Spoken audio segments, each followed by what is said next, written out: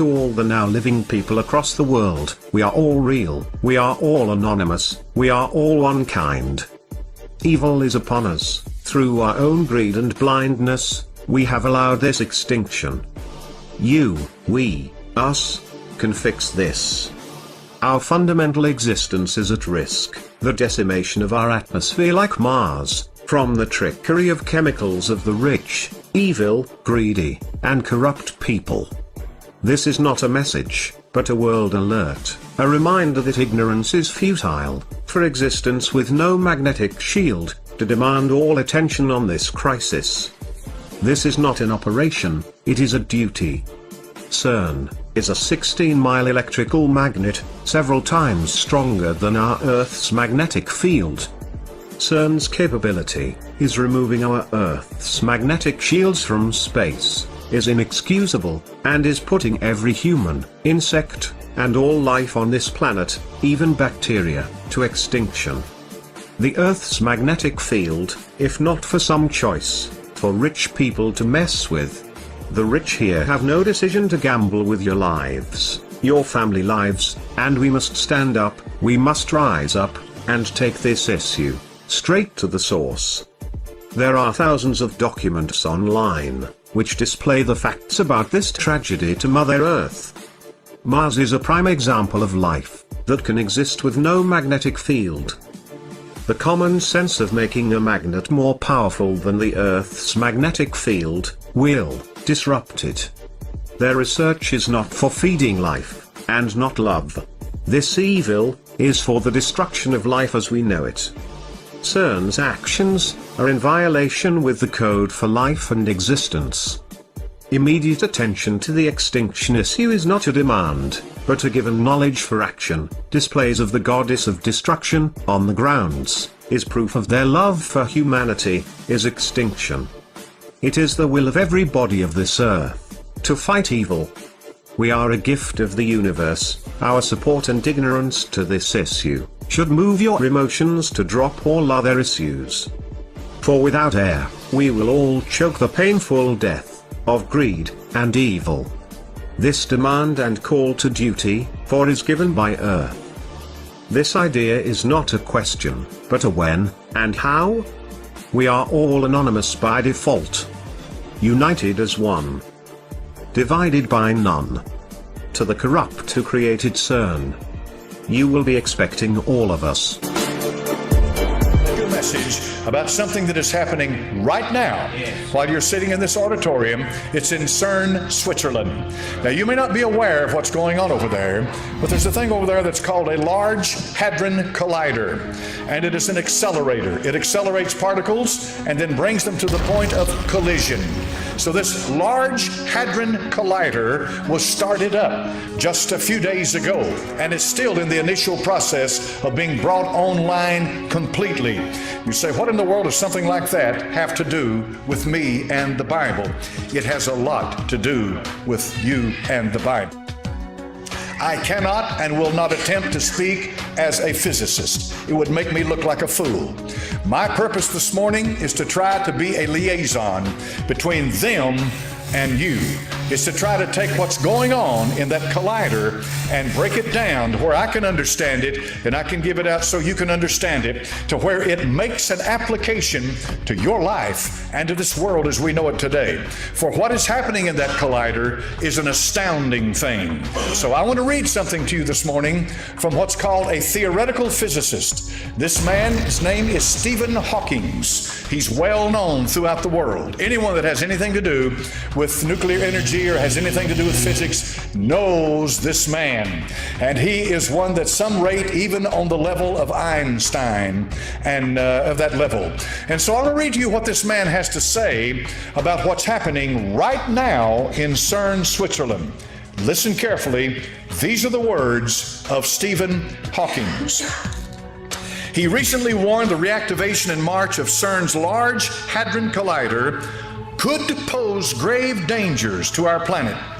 The ultimate reality, check, we are warned. Hawking has come straight out and said the God particle, and this is what you've heard referred to time and again as the Higgs boson particle, the God particle found by CERN could destroy the universe.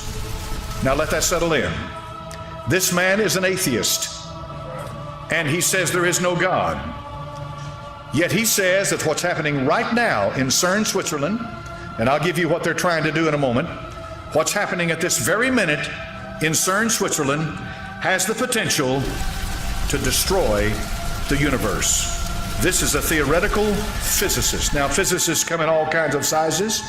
Astrophysicist Neil deGrasse Tyson has also sounded the alarm in a hypothetical manner by telling anyone who might want to blow up a planet how to do so.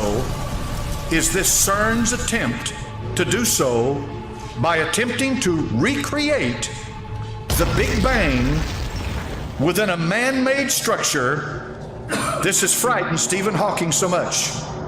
Do they know that they know what they are doing? And that's sort of the stage we're at right now. We're getting closer and closer. We think it looks very much like the Higgs, but we're not sure yet. We need to get a little bit closer to be absolutely certain. Ask yourself, how much energy is keeping it together? Neil deGrasse Tyson told co-host Eugene Merman on his Star Talk radio show, then you put more than that amount of energy into the object, it will explode. Now I think I've got your attention. I've quoted two physicists. These are scientists. These men do not agree with what's happening in CERN, Switzerland right now. There is a 17-mile long accelerator that lies 300 feet beneath the surface of the ground. This area is where France and Switzerland come together. So part of this accelerator is located in France and part of it in Switzerland. It is a joint European project. The United States of America is there as an observer, but the brain power that's going in to this experimentation originates in Europe. They are attempting to recreate what they believe happened that brought all of this into existence as being the Big Bang. Now you and I know from the book of Genesis chapter number 1 that in the beginning God created the heaven and the earth. He spoke it into existence. They are finding things, and this is what's important for us to understand today. They are discovering things that they did not expect to discover as they get deeper and deeper into this experimentation and development and research and so forth. They are beginning to find out that there is a whole lot more to the creation than they had ever given thought to before.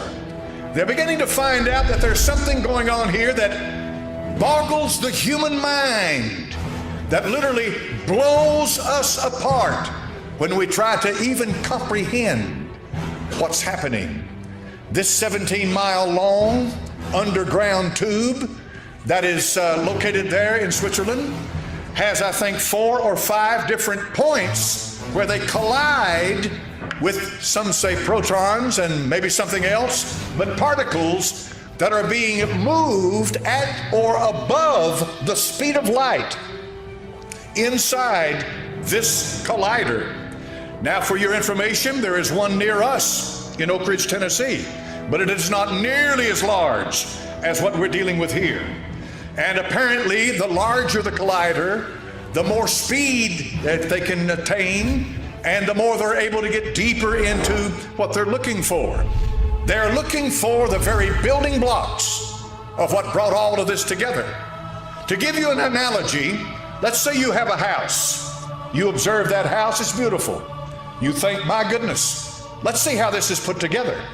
And so you start taking the house apart and you expect to find nails, but instead you find glue.